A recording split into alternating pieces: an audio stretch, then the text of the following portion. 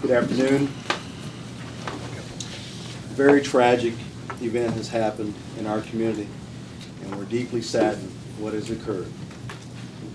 We wanted to bring you up to date on the information we provided to you last night. And what we've learned from this investigation is that shortly after 6 p.m. of last evening, a concerned citizen called the communications center here in Sedgwick County, Shawnee County, and reported a possible drug activity inside of a vehicle that was parked in the parking lot of the grocery store located at Huntoon and Lane.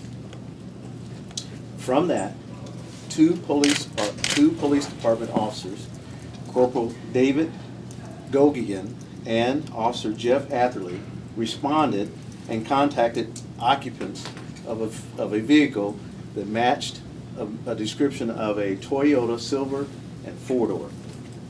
The officers asked the occupants to step out of the vehicle, and upon doing so, the suspect that was placed in the back seat behind the driver exited the vehicle and shot the first officer.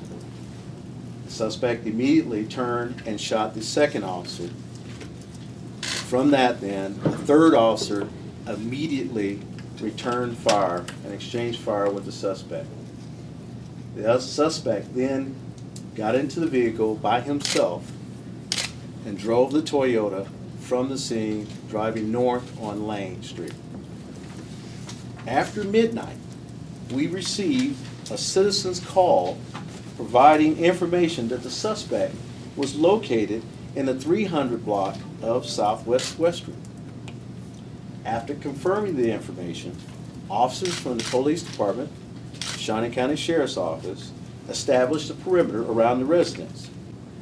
Due to limited, and I do mean limited, local law enforcement resources in this search of this individual, the Shawnee County Sheriff's Office asked for the assistance from the Kansas Bureau of Investigation High-Risk Warrant Team. Kansas Bureau of Investigation was contacted approximately 2 a.m.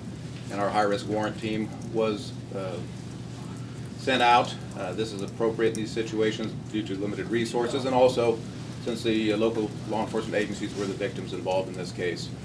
A search warrant was obtained. A perimeter had been set up by the police department and the sheriff's office.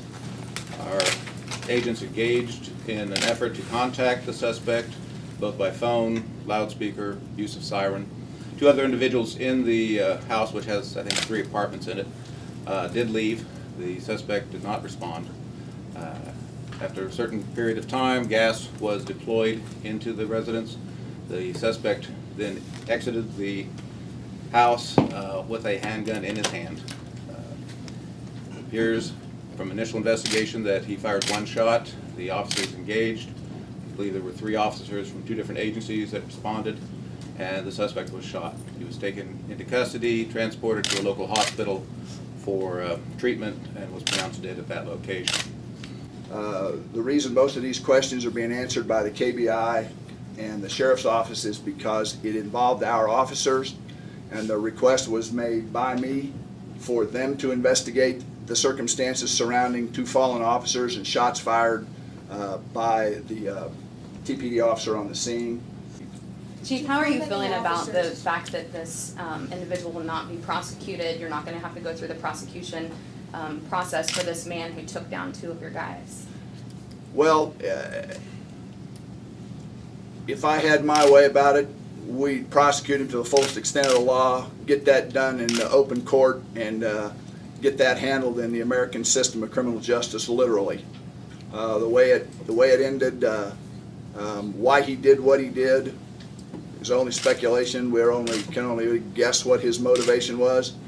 One of the things that concerns me is that we really don't know why he did what he did. Would have been nice to at least try to figure out what his motivation was. We're not going to know that. So my preference would have been we get this person under arrest and prosecuted in the open court, but that's not going to happen.